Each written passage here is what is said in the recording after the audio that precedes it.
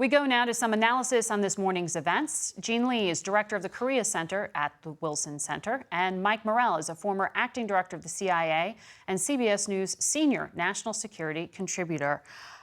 Mike, we know the president's national security team was opposed to this. Did the meeting strengthen or weaken the U.S. position? Margaret, two different perspectives here, I think. One is that a negotiated solution is the only solution to this problem. There isn't a military option. There's not a covert action option. So getting back to talks with the North Koreans is important, and I think that's a good thing. The second perspective, though, is this comes at a very high cost. This gives Kim Jong Un a lot of legitimacy. This is gold for him politically at home and in the world. And secondly, this is going to weaken sanctions enforcement against North Korea, because if you're another country, you're going to say to yourself, my companies don't need to pay a price. They're now getting along. You're going to step back a little bit. So we're paying a price for this, and it can't go on forever. But let's see if we can get something out of these negotiations. Jean, you've worked in North Korea. What does this do for Kim Jong Un at home? Is he actually under much pressure to get things done?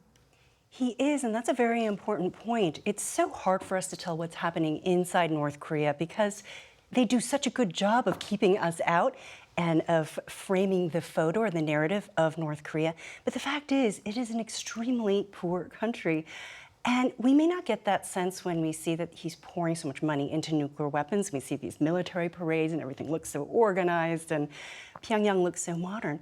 But we have to remember that they have an estimated GDP per person per year that is more along the lines of Congo or some of the poorest countries in Africa. This is a country that is suffering, and he knows that. I do think he needs this and he wants this. So for me, it was only a matter of time that he and President Trump would start putting out feelers to get back to these nuclear negotiations. I think there was a loss of faith after Hanoi, and so he's looking for a chance to get back to that negotiating table. But Mike, even though there may be that pressure on Kim Jong Un and food shortages even, he's still charging ahead with his nuclear program. So two pieces to that. One is he's still making fissile material, so he's still adding to the nuclear stockpile, but he's not testing nuclear weapons and he's not testing missiles.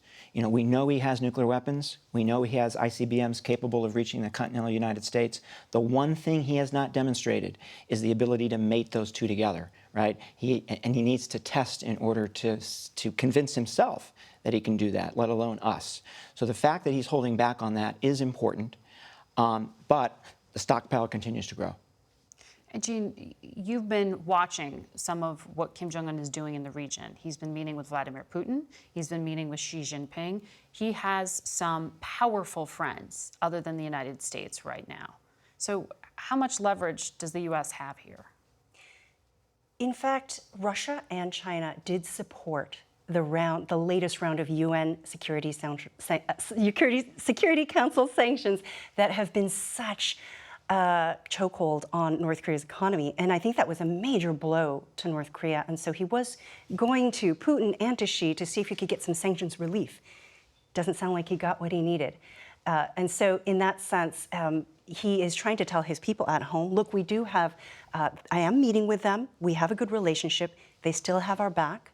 But it does mean that if he does continue to build those relationships with Putin and Xi, it does take away from the leverage that President Trump has. I think that's something that we have to watch closely, the way that Kim Jong Un is very savvily playing all these different relationships in the region.